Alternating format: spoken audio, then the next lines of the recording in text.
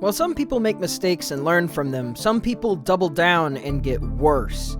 While some people make mistakes that ruin their lives, others make their lives into mistakes that ruin others. Today we are talking about the recently exposed fake psychic, Reigen Arataka. Shomi Ichi, in English Seasoning City, is located near the Fujimino Station in Saitama Prefecture, a soft 45 to 60 minutes from the center of Tokyo, Japan. An area generally cheaper than the center of Japan's largest metropolitan area, but close enough for daily easy transit and for the most importance of business exploitation. This, of course, is where the focus of our video lived today, and did work over the past 10 years. But to understand his turn to evil that led to the recent blow-up embarrassment on most people's favorite show, we have to understand how he got there.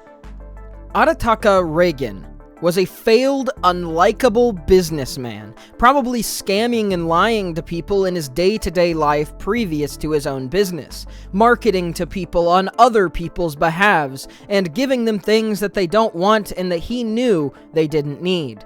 But he felt crushed by the lack of control and income in his own daily life. You see, Reigen was a narcissist.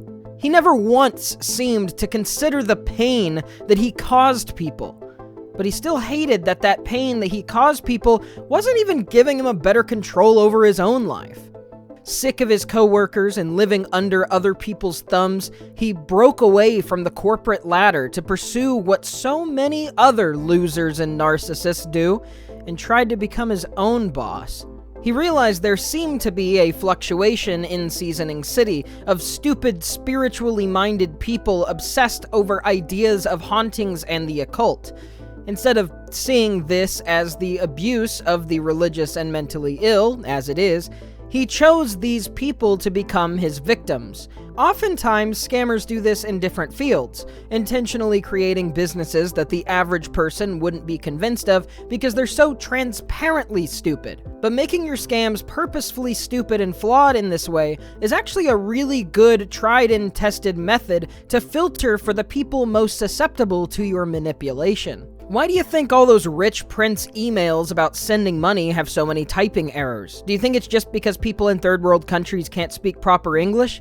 That's actually not the case, and somewhat racist to assume.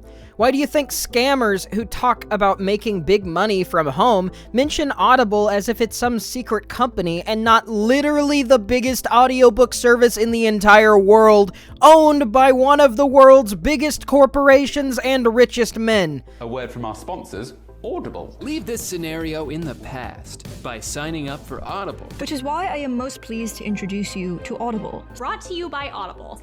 Audible. Audible's Audible. Audible. Audible. Audible is Audible. Audible. Audible.com. Thank you to Audible for sponsoring this video. Why do tech support scammers give obviously bogus reasons for things to fix your computer and get very defensive if you ask any questions or show any level of competence?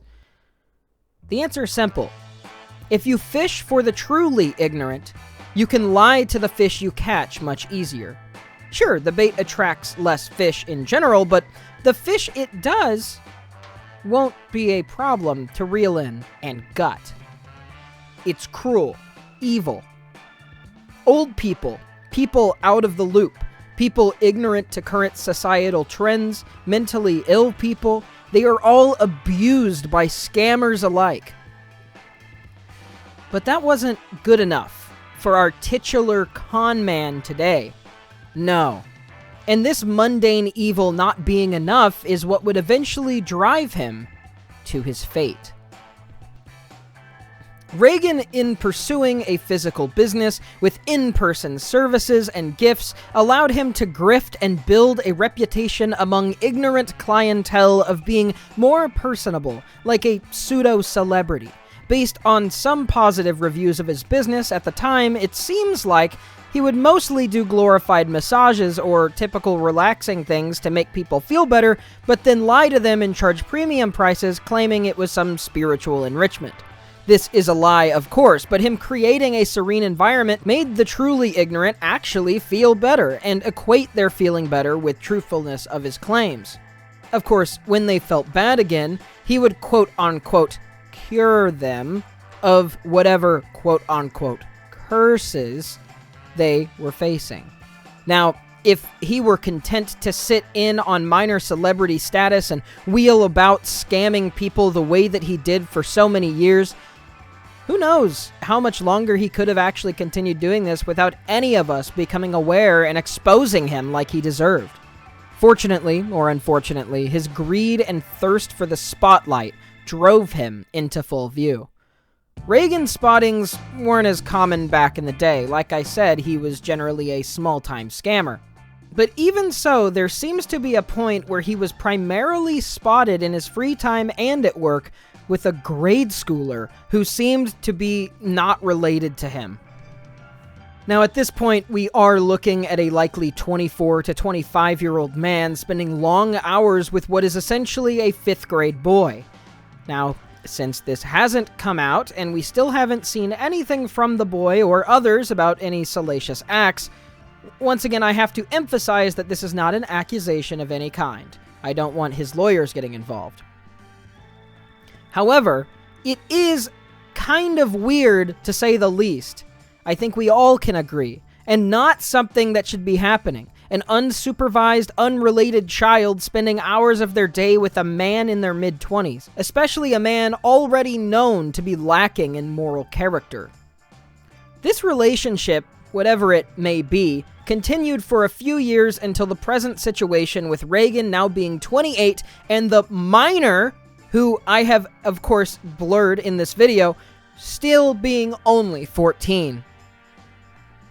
Now, something around this time caused Reagan's business and the claims of clientele to be more fanciful, but instead of just obvious massage scams, people started claiming more spectacular curse removals, and it's hard to say for sure what sort of things they are claiming and how credible these sort of people falling for this are, what exactly we should interpret it as. Seemingly, the child split from Reagan recently, and Reagan got more confident until recent expose on the TV broadcast. Now, for copyright reasons, of course, I can't show large clips from the live TV show, but I'm sure that you've seen it, as it's been going around and super viral for just how embarrassing it was. With him making excuses and lying through his teeth, I just don't know what led him to think that he could possibly fool people in such an open environment. Did he think that any exposure was good exposure? How does he feel about that now? Did he actually buy into his own lies? It's uncertain to say, except knowing that Reagan Arataka, age 28, became possibly the most notorious liar in Seasoning City's history, and will go on to hopefully be an example for other grifters and liars who wish to abuse and manipulate the less fortunate, especially in this city.